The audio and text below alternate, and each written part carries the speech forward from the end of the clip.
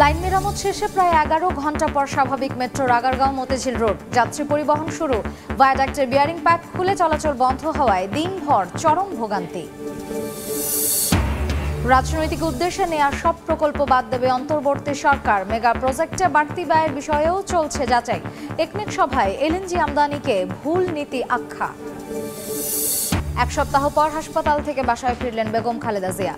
নির্বাচন ব্যবস্থা সহ রাষ্ট্র সংস্কারে অন্তর্বর্তী সরকারকে সময় দিতে হবে বললেন মির্জা ফখরুল। এবং হাজার কোটি টাকা পাচারের অভিযোগে সালমান এফ রহমানের বিরুদ্ধে 17 মামলা। অবৈধ নির্বাচনের অভিযোগে রাষ্ট্রদ্রোহ মামলা।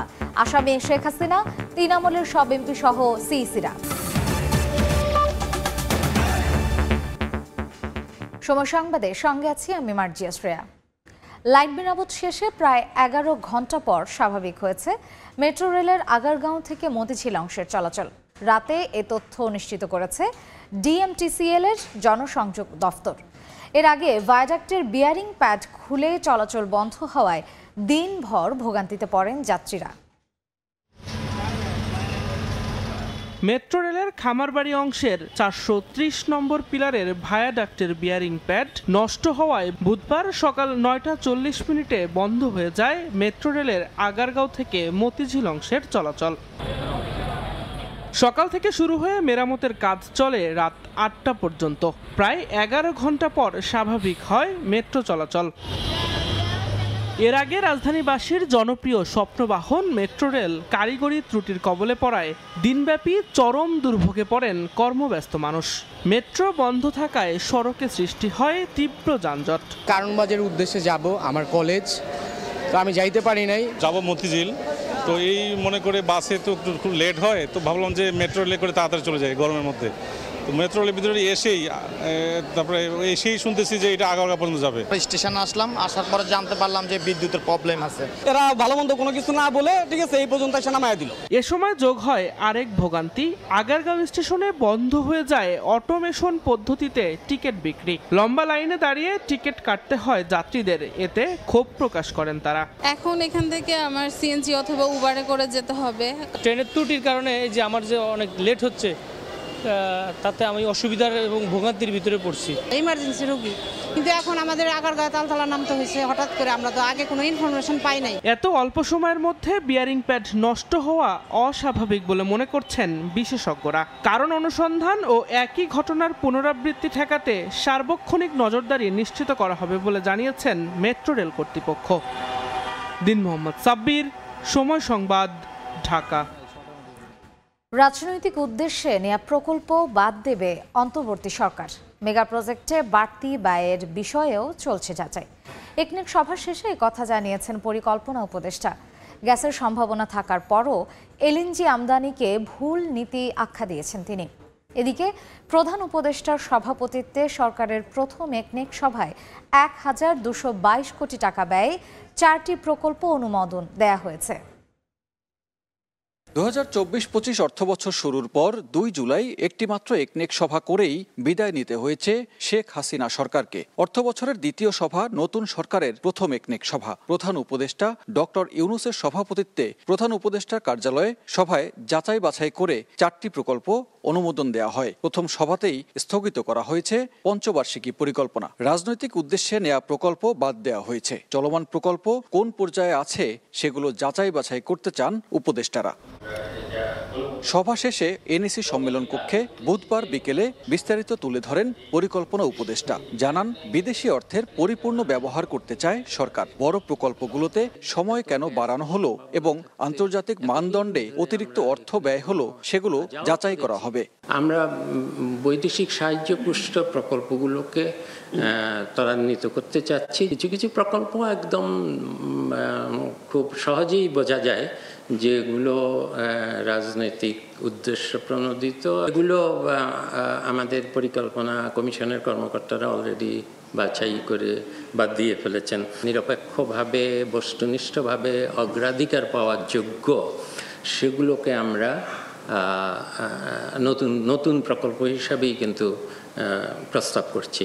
অনুমোদন পাওয়া প্রকল্পের মধ্যে 70 কোটি টাকায় গ্যাস পাইপলাইন এবং 588 কোটি টাকা ব্যয়ে গ্যাসকূপ খননের প্রকল্প রয়েছে। নিজেদের গ্যাসের সম্ভাবনা থাকতে এলএনজি আমদানিকে ভুল নীতি হিসেবে আখ্যা দেন উপদেষ্টা। কেন আমরা একমাত্র এলএনজি আনতে হবে যেটা সবচেয়ে ব্যয়বহুল, এটা তো কী কারণে হয়েছে আমি পরিষ্কার আমার ধারণা নেই, কিন্তু এটা নিশ্চয়ই খুবই একটা ভ্রান্ত নীতি। নিজেদের এত গ্যাসের সম্ভাবনা থাকতে এতদিন ধরে আমরা এখানে কোনো যাও করেছি, সেটা আবার বিদেশি কোম্পানিকে দিয়ে দিয়েছি, কোনো দরকার ছিল না। অপচয় ও দুর্নীতি রোধে আমলাতান্ত্রিক জটিলতা কমাতেও সরকার কাজ করছে বলে জানান পরিকল্পনা উপদেষ্টা। সানবীর রূপল, সময় সংবাদ, ঢাকা। রূপপুর পরমাণু বিদ্যুৎ কেন্দ্রের প্রথম ইউনিটে শুরু হলো ডামি ফুয়েল লোডিং। অন্তত 2 সপ্তাহ চলবে এ কার্যক্রম। পরমাণু চুল্লি বা রিঅ্যাক্টরের প্রয়োজনীয় পরীক্ষা নিরীক্ষা শেষে প্রকৃত ফুয়েল লোড করা হবে। বৈজ্ঞানিক পরীক্ষার সব ধাপ শেষে নির্ধারিত সময়েই ইউরেনিয়াম তোলা হবে পারমাণবিক চুল্লিতে। বিস্তারিত জানাচ্ছেন দেবাশিস রায়। টাকার অঙ্কে দেশের সবচেয়ে বড় প্রকল্প রূপপুর পরমাণু বিদ্যুৎ কেন্দ্র এখন অনেকটাই প্রস্তুত কাঙ্ক্ষিত লক্ষ্যে পৌঁছাতে। যদিও আনুষ্ঠানিকভাবে বিদ্যুৎ উৎপাদন করতে এই প্ল্যান্টের 2টি ইউনিটকেই পাড়ি দিতে হবে পরীক্ষা নিরীক্ষার জটিল সব স্তর। পরমাণু বিদ্যুৎ কেন্দ্র নির্মাণের বর্তমান ধাপটিকে বলা হচ্ছে প্রি কমিশনিং স্টেজ, যে পর্যায়ে প্রকল্প এলাকায় ইনস্টলেশন সম্পন্ন করা বিভিন্ন যন্ত্রাংশের পরীক্ষা চালানো হয়। এরই অংশ হিসেবে রূপপুরের প্রথম ইউনিটে 17 সেপ্টেম্বর থেকে শুরু হয়েছে ডামি ফুয়েল লোডিংয়ের কার্যক্রম। এই প্রক্রিয়ায় প্রথম ইউনিটের রিঅ্যাক্টর প্রেসার ভেসেলে ডামি ফুয়েলের প্রথম অ্যাসেম্বলি প্রবেশ করানো হয়। 2 সপ্তাহ ধরে চলবে লোডিংয়ের এই কার্যক্রম। এর মধ্যে 163টি ডামি ফুয়েল অ্যাসেম্বলি এবং 115টি কন্ট্রোল এবং protection system absorber rod load করা হবে। ডামি ফুয়েলের মাধ্যমে রিঅ্যাক্টর বা পরমাণু চুল্লির সব প্যারামিটার যাচাই নিশ্চিত হওয়ার পর প্রকৃত ফুয়েল লোড করা হবে। সংশ্লিষ্ট রুশ নির্মাতারা জানাচ্ছেন, আকার, আকৃতি, ওজন এবং ম্যাটেরিয়াল বিবেচনায় ডামি ফুয়েল আসল ফুয়েলের মতোই শুধু থাকে না পারমাণবিক জ্বালানি।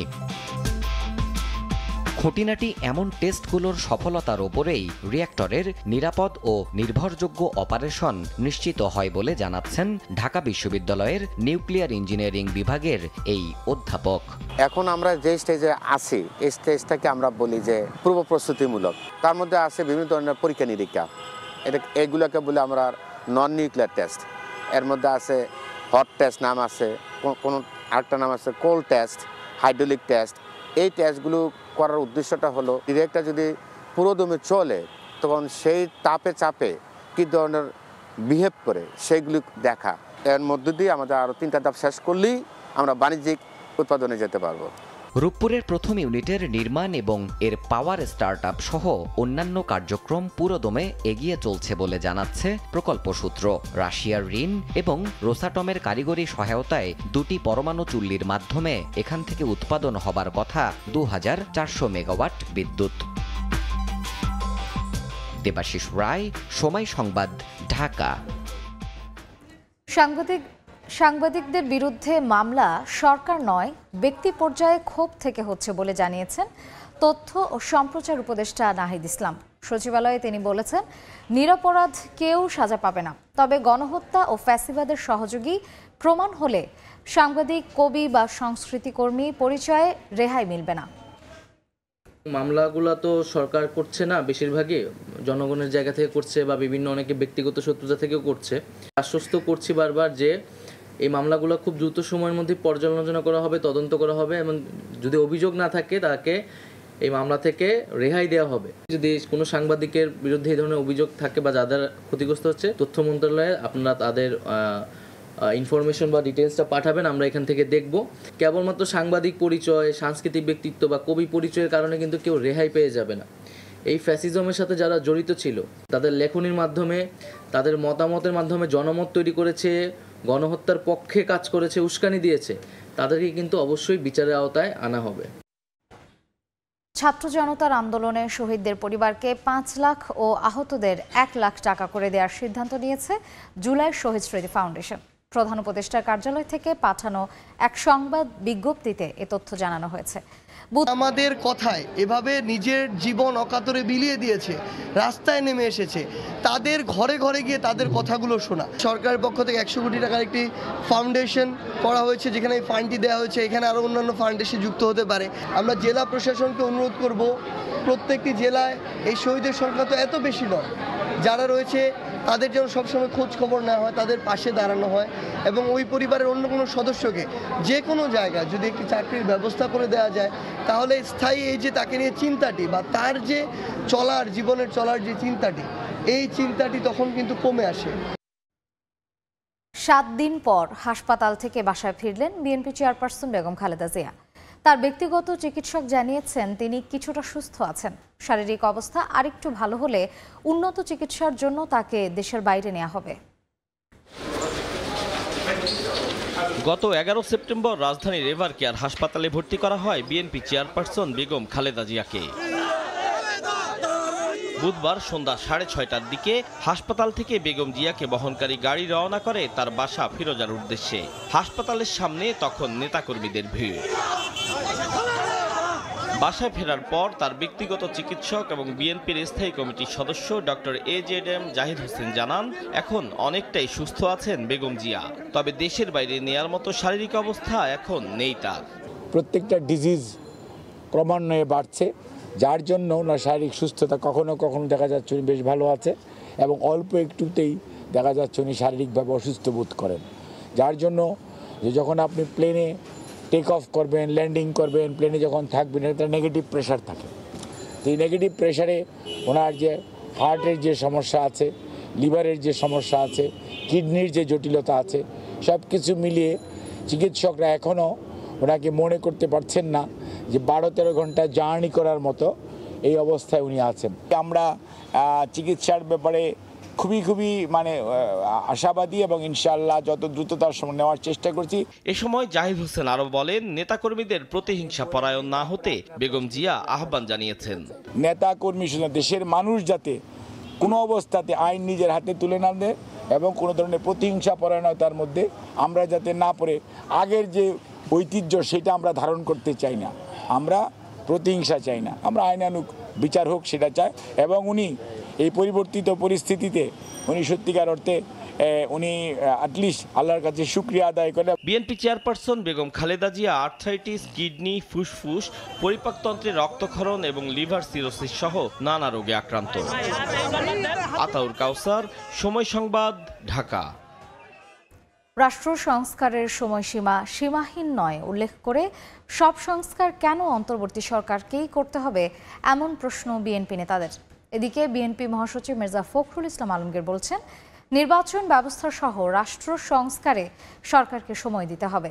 দুপুরে রাজধানী ও ঠাকুরগাঁওয়ে আলাদা অনুষ্ঠানে কথা বলেন দলটির নেতারা। খণ্ড খণ্ড মিছিল নিয়ে দলীয় সমাবেশে জড়ো হন বিএনপি ও সহযোগী সংগঠনের তৃণমূল পর্যায়ের নেতাকর্মীরা। বুধবার দিনভর নিজ জেলা ঠাকুরগাঁওয়ে এসব কর্মসূচিতে অংশ নিয়ে ব্যস্ত সময় পার করেন বিএনপি মহাসচিব মির্জা ফখরুল ইসলাম আলমগীর। সকাল থেকে বিকেল অবধি ঠাকুরগাঁও সদর, হরিপুর ও বালিয়াডাঙ্গি উপজেলায় বিভিন্ন জনসভায় যোগ দেন বিএনপি মহাসচিব। উত্তর জনপদে হাজারো জনতার সমাবেশে নেতাকর্মীদের সংযত থাকার সতর্ক বার্তা দেন মির্জা ফখরুল। বলেন, নৈরাজ্য করলে অবস্থা হবে আওয়ামী লীগের মতো। বিভিন্ন জনসভায় অংশ নিয়ে বিএনপি মহাসচিব বলেন, নির্বাচন ব্যবস্থা সহ রাষ্ট্র সংস্কারে সময় দিতে হবে অন্তর্বর্তী সরকারকে। এই সময়টুকু আমাদের এই যারা বর্তমান সরকারে আছে তাদেরকে দিতে হবে। এরা কাজ শুরু করেছে, এরা সবাই নিরপেক্ষ মানুষ, কোন দল টল করে না, কিন্তু দেশটাকে ভালোবাসে, তারা দেশের জন্য কিছু কাজ করতে চায়। আমাদের দায়িত্ব হবে তাদেরকে সহযোগিতা করা। এদিকে জুলাই আন্দোলনে নিহতদের স্মরণে জাতীয় প্রেস ক্লাবে বাংলাদেশের বিপ্লবী ওয়ার্কার্স পার্টির আলোচনা সভায় যোগ দেন বিএনপির স্থায়ী কমিটির সদস্য নজরুল ইসলাম খান। রাষ্ট্রের সব সংস্কার অন্তর্বর্তী সরকারকেই কেন করতে হবে এমন প্রশ্ন রাখেন তিনি। নির্বাচন ব্যবস্থায় হয়তো সংস্কার দরকার, কিন্তু আমাদের ভাবতে হবে শুধু এই সব সংস্কারই কি একটা অন্তর্বর্তীকালীন সরকার করে দেবে? গণতান্ত্রিকভাবে নির্বাচিত জনগণের সরকারকেও অনেক কাজ করতে হবে, কিন্তু কি কাজ তারা করবেন এই প্রতিশ্রুতি তাদেরকে আগেই বলতে হবে। বিকেলে জাতীয় প্রেস ক্লাবে গোলটেবিল বৈঠকে অংশ নিয়ে বিএনপির আরেক স্থায়ী কমিটির সদস্য ডক্টর মঈন খান বলেন, সংস্কারের জন্য যৌক্তিক সময় মানি সীমাহীন সময় নয়। বিষয়টি বিবেচনায় রাখতে অন্তর্বর্তী সরকারের প্রতি আহ্বান জানান তিনি। তারা যদি ভাবেন যে এটা একটা সীমাহীন সময়, যতদিন খুশি সময় নেবেন, তাহলে কিন্তু মানুষের আবার আমাদের দেশবাসী আজকে যে ছাত্র সমাজ তাদেরকে অ্যাপয়েন্ট করেছে, সেই ছাত্র সমাজই হয়তো আবার একদিন বলে বসবে একটা নতুন পরিস্থিতির সৃষ্টি হয়েছে, সময় তো যৌক্তিক এখন আর নেই, সেই যৌক্তিক সময় পার হয়ে গেছে। ছাত্র জনতার আস্থা ফেরাতে আরও কাজ করতে হবে রাজনীতিবিদদের। গোলটেবিল বৈঠকে এমন মত দেন বিএনপির সর্বোচ্চ নীতি নির্ধারণী ফোরামের এ নেতা। কেন তারা এত ভালো? ফারুক ভিয়া, রবিন, সময় সংবাদ, ঢাকা। সংবিধান সংস্কার কমিশনের প্রধান হিসেবে দায়িত্ব পেয়েছেন অধ্যাপক আলী রিয়াজ। বিকেলে মন্ত্রিপরিষদ বিভাগের এক প্রজ্ঞাপনে এ নিয়োগের কথা জানানো হয়। প্রজ্ঞাপনে বলা হয়েছে, 11 সেপ্টেম্বর জাতির উদ্দেশ্যে দেয়া ভাষণে অন্তর্বর্তী সরকারের প্রধান উপদেষ্টা ডক্টর মোহাম্মদ ইউনূস সংস্কারের জন্য প্রাথমিকভাবে 6টি কমিশন গঠন ও এগুলোর প্রধানদের নাম ঘোষণা করেন। তখন সংবিধান সংস্কার কমিশনের প্রধান হিসেবে ডক্টর শাহদিন মালিকের নাম উল্লেখ করা হয়েছিল, তবে তার পরিবর্তে আলী রিয়াজের নাম অন্তর্ভুক্ত করা হয়েছে। রাষ্ট্রবিজ্ঞানী আলী রিয়াজ যুক্তরাষ্ট্রের ইলিনয় স্টেট ইউনিভার্সিটির ডিস্টিংগুইশড অধ্যাপক ও আমেরিকান ইনস্টিটিউট অব বাংলাদেশ স্টাডিজের প্রেসিডেন্ট।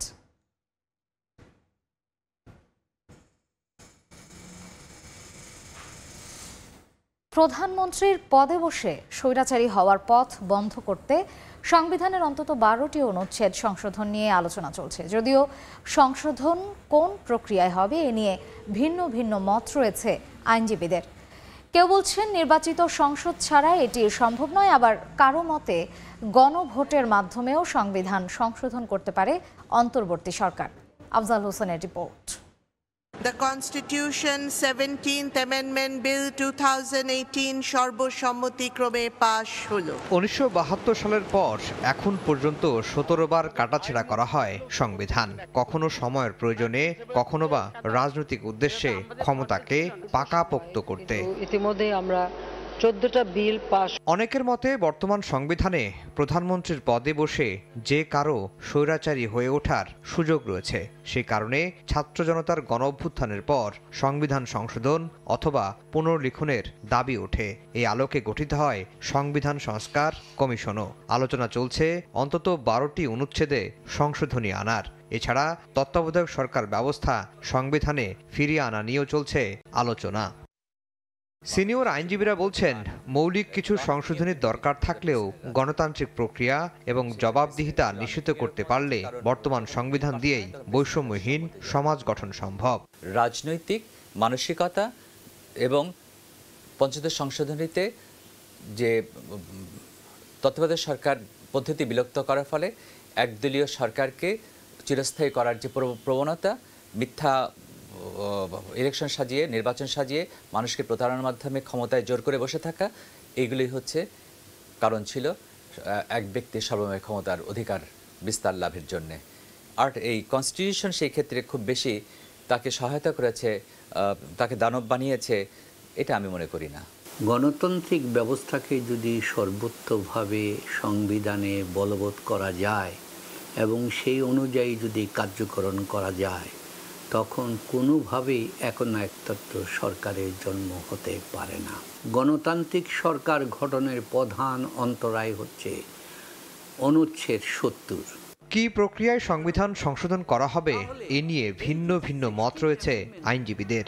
কেউ বলছেন সংসদ ছাড়া সম্ভব নয়, আবার কারো মতে গণভোটের মাধ্যমে হতে পারে সংশোধন। যেটা হতে পারে যে সর্বসম্মতিতে একটা খসড়া তৈরি হতে পারে, যেটা পরবর্তী পার্লামেন্টে প্লেস করবে। আজকে যদি সংস্কার করা হয়, তবে বাংলাদেশের মানুষ এতে সর্বসম্মতিতে সিদ্ধান্ত দিচ্ছে, এটা প্রমাণ হবে কেমন করে, unless there is a parliament. জনগণের যদি সমর্থন থাকে, সেটাকে জনগণ এই সরকার একটা করতে পারেন, আপনার একটা ম্যান্ডেট নিতে পারেন, হা না ভোটের একটা ব্যবস্থা করতে পারেন, যে এইটা করলাম এইটার প্রতি তোমাদের কি সমর্থন আছে। জনগণের সমর্থন নিলে সেটাও আবার কিন্তু একটা সাংবিধানিক স্বীকৃতি থাকে। এই স্বীকৃতির মাধ্যমে পরবর্তী সংসদ এটাকে যিনি নির্বাচিত হয়ে আসবেন, সংসদ সেটাকে আপনার পাশ করে নেবে, এতে কোনো বাধা থাকবে না। রাষ্ট্র পরিচালনায় জড়িতদের ক্ষমতা চর্চার আচরণ পরিবর্তন না হলে জোড়াতালে দিয়ে সংবিধান সংশোধন করে কোনো সুফল মিলবে না বলেও মনে করেন সিনিয়র আইনজীবীরা। আসলে কনস্টিটিউশন এই ক্ষমতা তাকে দেয়নি। আফজাল হোসেন, সময় সংবাদ, ঢাকা। দেখছেন সময় সংবাদ। পণ্য রফতানির আড়ালে প্রায় ১,০০০ কোটি টাকা বিদেশে পাচারের অভিযোগে সালমান এফ রহমান সহ ২৮ ব্যক্তির বিরুদ্ধে ১৭টি মামলা করেছে পুলিশের অপরাধ তদন্ত বিভাগ সিআইডি। প্রেস বিজ্ঞপ্তিতে সিআইডি জানিয়েছে, বেক্সিমকো গ্রুপের ১৭টি প্রতিষ্ঠানের নামে ২০২১ থেকে ২০২৪ সাল পর্যন্ত সংযুক্ত আরব আমিরাত সহ বিভিন্ন দেশে পোশাক রফতানি দেখিয়ে টাকা পাচার করা হয়েছে। জনতা ব্যাংকের মাধ্যমে এই অর্থ পাচার করেছে বেক্সিমকো গ্রুপ। আইন অনুযায়ী পণ্য রফতানির ৪ মাসের মধ্যে রফতানি আয় ফিরিয়ে আনা বাধ্যতামূলক। তা না করে সালমান এফ রহমান সহ বেক্সিমকো গ্রুপের স্বার্থ সংশ্লিষ্ট ব্যক্তিরা ওই অর্থ বিদেশে পাচার করেছেন। অভিযোগ প্রাথমিকভাবে প্রমাণিত হয়েছে বলে জানিয়েছে সংস্থাটি। ২০১৪, ১৮ ও ২৪ সালের জাতীয় নির্বাচন অবৈধ ও প্রতারণামূলক অভিযোগ করে রাষ্ট্রদ্রোহ মামলা হয়েছে। তৎকালীন সরকার প্রধান শেখ হাসিনা, ৩ সংসদের সাবেক এমপি ও সিইসি সচিবদের আসামি করা হয়েছে। চট্টগ্রাম মেট্রোপলিটন ম্যাজিস্ট্রেট আদালতে করা মামলাটি গ্রহণ করে পুলিশকে তদন্তের নির্দেশ দিয়েছেন বিচারক। ছাত্র জনতার অভ্যুত্থানের মুখে হাসিনা পালিয়ে যাওয়ার পর নানা অনিয়ম ও অপরাধের অভিযোগে সারা দেশে একের পর এক মামলা হচ্ছে গত সরকারের প্রধানমন্ত্রী সহ মন্ত্রী, এমপি, দলীয় নেতা ও প্রশাসনের অনেক ব্যক্তির বিরুদ্ধে। এবার হলো রাষ্ট্রদ্রোহ মামলা। বুধবার দুপুরে চট্টগ্রাম জেলা মেট্রোপলিটন ম্যাজিস্ট্রেট কাজী শরীফুল ইসলামের আদালতে মামলা করেন সাবেক বিএনপি নেতা ও মুক্তিযোদ্ধা একরামুল করিম। এতে ২০১৪, ১৮ ও ২৪ সালে জাতীয় সংসদ নির্বাচনে অবৈধ ও প্রতারণামূলক ভোটের আয়োজন করায় শেখ হাসিনার সাবেক ৩ সিইসি কাজী রাকিবউদ্দিন আহমেদ, KM নুরুল হুদা ও কাজী হাবিবুল আওয়াল সহ ১৮ জনকে রাষ্ট্রদ্রোহের অভিযোগ করা হয়।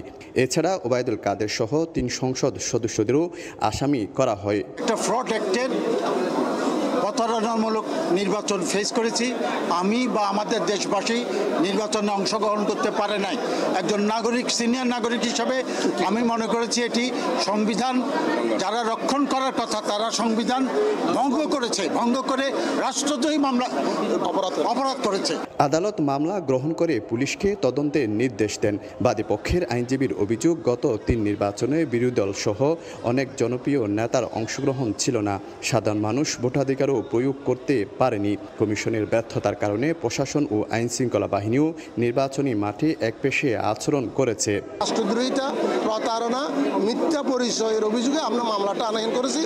আদালত আমাদের মামলাটা গ্রহণ করেছে এবং চট্টগ্রামের এই পুলিশ সিনিয়র পুলিশ কর্মকর্তা দিয়ে তদন্তের জন্য বিষয়টা প্রেরণ করেছেন। আওয়ামী লীগ সরকার ২০১১ সালে সংবিধানের পঞ্চদশ সংশোধনীর মাধ্যমে তত্ত্বাবধায়ক সরকার ব্যবস্থা বাতিল করে দলীয় সরকারের অধীনে নির্বাচন ব্যবস্থা অন্তর্ভুক্ত করে। এরপর একে একে ২০১৪, ১৮ ও ২৪ সালে বিএনপি জামাত সহ সমমনা দলকে বাইরে রেখে জাতীয় পার্টি ও নাম সর্বস্ব কয়েকটি দল ও ব্যক্তিকে নিয়ে করা জাতীয় নির্বাচনে এককভাবে জয়লাভ করে। ৩টি নির্বাচনই সংবিধানের খেলাপ হওয়ায় এমন রাষ্ট্রদ্রোহ ও প্রতারণার মামলা হয়েছে বলে জানান বাদীপক্ষের আইনজীবী। শফিকুল আলম, সময় সংবাদ, চট্টগ্রাম। সংবাদ। হজের খরচ কমানোর চেষ্টা করা হচ্ছে জানিয়ে ধর্ম উপদেষ্টা বলেছেন, আগামী মাসে ২০২৫ সালের হজ প্যাকেজ ঘোষণা করা হবে। বিকেলের সচিবালয়ের সময় সংবাদকে তিনি এ কথা জানান। হজের 3টা পার্ট প্যাকেজের, বিমান, মক্কা এবং মদিনায় আবাসন, 3 নম্বর সৌদি গভর্নমেন্টকে আমাদের একটা টাকা দিতে হয়, এটা ১,৩০,০০০ টাকার মতো। আগামী দিনে এটাকে আরও স্বচ্ছন্দ করার জন্য রেট কমিয়ে আমরা চেষ্টা করছি এবং অতিরিক্ত ম্যান পাওয়ার আমরা নেব না। দেশের মানুষ বন বিভাগকে আর কাঠের ব্যবসায়ী হিসেবে দেখতে চায় না, এমন মন্তব্য করেছেন পরিবেশ, বন ও জলবায়ু পরিবর্তন মন্ত্রণালয়ের উপদেষ্টা সৈয়দা রিজওয়ানা হাসান। পরিবেশ রক্ষায় সরকারি এই প্রতিষ্ঠানকে আরও জোরালো ভূমিকা রাখার নির্দেশ তার। বুধবার রাজধানীর আগারগাঁওয়ের বন ভবনে জাতীয় বৃক্ষমেলা 2024-এর সমাপনী অনুষ্ঠানে প্রধান অতিথির বক্তব্য দেন পরিবেশ উপদেষ্টা।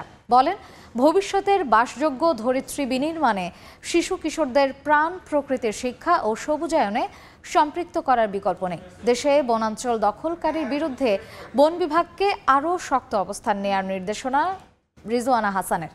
অনুষ্ঠানে শিক্ষার্থীদের গাছ চেনা, চিত্রাঙ্কন ও রচনা প্রতিযোগিতার পাশাপাশি সেরা স্টল ক্যাটাগরিতে ৪৫ জনকে পুরস্কৃত করা হয়।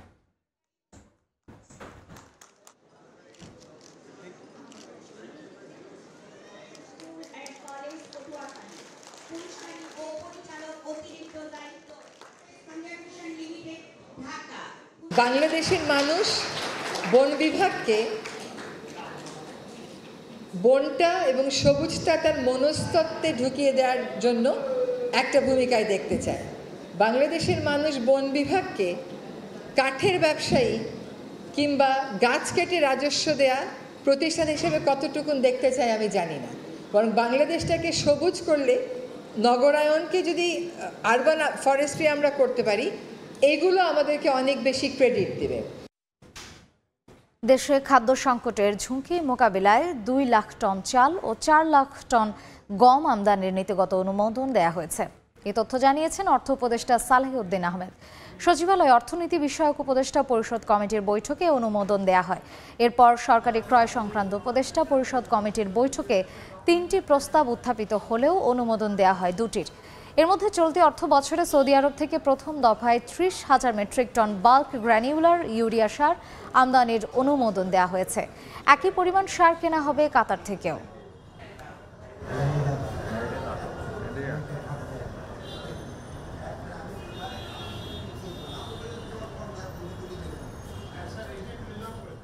আমরা চাই না কোনো ক্রমেই কোনো খাদ্যদ্রব্যে ঘাটতি পড়ুক, এটা ইমিডিয়েট দরকার নাই, কিন্তু আমাদের স্টকে রাখার জন্য 2 লক্ষ টন চাল, 4 লক্ষ টন গম আমদানি করার জন্য আমরা অ্যাপ্রুভ করেছি। ইমিডিয়েটলি আমাদের সারের সবচেয়ে বেশি প্রয়োজন হবে। আমন শেষ হওয়ার পর বড়তে কিন্তু সবচেয়ে বেশি সারের প্রয়োজন হয়। ব্যাংক কোম্পানি আইন সংশোধন করলে 60% খেলাপি ঋণ আদায় সম্ভব। এছাড়া এতদিন এ খাতের কিছু ক্ষেত্রে কঠোরতা, আবার কিছু ক্ষেত্রে নমনীয় ছিল কেন্দ্রীয় ব্যাংক। এগুলোরও সমাধান প্রয়োজন। বিকেলে বাংলাদেশ ব্যাংকের গভর্নরের সঙ্গে সাক্ষাৎ শেষে এসব কথা বলেছেন বাংলাদেশ অ্যাসোসিয়েশন অব ব্যাংকসের নেতারা। 17 বছর পর নতুন নেতৃত্ব পেয়েছে বাংলাদেশ অ্যাসোসিয়েশন অব ব্যাংকস। বিকেলে নতুন কমিটির নেতারা বৈঠকে বসেন বাংলাদেশ ব্যাংকের গভর্নরের সঙ্গে। বৈঠক শেষে সাংবাদিকদের প্রশ্নের জবাবে বিএবি চেয়ারম্যান জানান, এখন পর্যন্ত ব্যাংকগুলোর কিছু জায়গায় অতিরিক্ত শাসন আর কিছু জায়গায় কম শাসন করে আসছে কেন্দ্রীয় ব্যাংক। বৈঠকে এই বিষয়েরই সমাধানের আলোচনা হয়েছে। কিছু কিছু জায়গায় ওনারা ওভার রেগুলেট করতেছে, আবার কিছু কিছু জায়গায় আন্ডার রেগুলেটেড। তো আমরা চাই যে আমাদের সাথে পরামর্শ ভিত্তিক ভবিষ্যতের জন্য এগুলি সব রিফর্ম করা হয়। তো অনেক জায়গায় রিফর্ম হচ্ছে, আমরা মনে করি ব্যাংকিং কোম্পানি অ্যাক্টও এখন রিফর্ম করার সময় এসছে। আইনের ফাঁকফোকরের কারণে আদায় করা যাচ্ছে না খেলাপি ঋণ। বিএবির নেতাদের মতে এদিকে নজরদারি বাড়ালে ঋণ আদায় সম্ভব অন্তত 60%। যদি আইনগুলোকে শক্তিশালী করা হয়, আমরা মোটামুটি ব্যাংকিং সেক্টরে যে ডিফল্ট লোন আছে সেটা আমরা মোটামুটি 60% আদায় করতে পারবো। তাহলে ম্যাক্সিমাম তো উইলফুল ডিফল্টার, যারা ডিফল্ট দেওয়ার বাড়িঘর সব কিছু আছে কিন্তু ব্যাংকে টাকা দেয় নাই। এ সময় ফার্স্ট সিকিউরিটি ইসলামী ব্যাংকের চেয়ারম্যান জানান, আগামী 2 সপ্তাহের মধ্যে ইসলামী ব্যাংকগুলোর সংকট দূর করা হবে, যাতে সবগুলি ইসলামী ব্যাংক ঘুরে দাঁড়াতে পারে। সাইফুল ইসলাম, সময় সংবাদ, ঢাকা। ওরিয়ন গ্রুপের চেয়ারম্যান ওবায়দুল করিম ও তার স্ত্রী সন্তানের ব্যাংক হিসাব 1 মাসের জন্য জব্দ করেছে Bangladesh financial intelligence unit BFIU। জব্দের নির্দেশ দেওয়া হয়েছে গ্রুপের স্বার্থ সংশ্লিষ্টদের ব্যাংক হিসাবও। BFIU জানায়, অর্থ পাচার আইনের আওতায় ওরিয়নের মোট 6 জনের ব্যাংক হিসাব জব্দ করা হয়েছে। এর মধ্যে ওবায়দুল করিম ছাড়াও আছেন তার স্ত্রী আরজুদা করিম, ছেলে সালমান ওবায়দুল করিম ও মেয়ে জেরিন করিম। ওরিয়ন গ্রুপ সংশ্লিষ্ট মেহেদি হাসান ও রেজাউল করিম নামে আরও 2 জনের ব্যাংক হিসাবও জব্দের নির্দেশ দিয়েছে BFIU।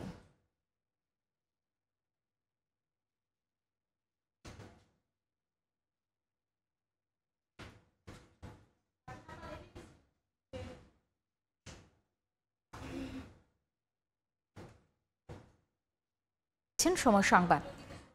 বাংলাদেশ ভারত টেস্ট সিরিজের খবর। জয় পরাজয় নিয়ে ভাবনা নয়, বরং টেস্ট ক্রিকেটের কুলিন সদস্য ভারতের বিপক্ষে নিজেদের সামর্থ্যে প্রমাণ দিতে চান অধিনায়ক নাজমুল হোসেন শান্ত। অন্যদিকে বাংলাদেশকে সমীহ করছে স্বাগতিকরা। চেন্নাই থেকে মাহবুব রিমনের ম্যাচ প্রিভিউ। চেন্নাইয়ের ক্রিকেটে বহুল চর্চিত বাক্য, আপনি গরমকে জয় করতে পারলেও উইকেটকে জয় করতে পারবেন না। মধ্য দুপুরে তীব্র তাপপ্রবাহ, তবুও নেটে সাবলীল সাকিব। হিথ্রো থেকে চেন্নাই, মধ্যরাতে দলের সঙ্গে যোগ দিলেও অনুশীলন দেখে তা বোঝার উপায় নাই। 15 তারিখ পৌঁছে টানা 2 দিনের অনুশীলন, তাই তো ম্যাচটির আগের দিন বিশ্রামে টাইগাররা। ঐচ্ছিক অনুশীলনে সাকিবের সঙ্গী কেবল মুশফিক, জাকির, নাইম, মুমিনুল আর তাইজুল। চিদাম্বরমে 2 ডাগআউটের সবচাইতে বেশি আলোচনা হচ্ছে উইকেট নিয়ে। টাইগার কোচিং স্টাফও ছুঁয়ে দেখেছেন পিচ, তবে ওসব নিয়ে ভাবছেন না শান্ত। উইকেটের ব্যাপারে যতটুকু দেখে বুঝেছি ভালো একটা উইকেটই হবে। খুব বেশি স্পিন বা পেস বোলিং এটা নিয়ে কথা বলতে চাই না।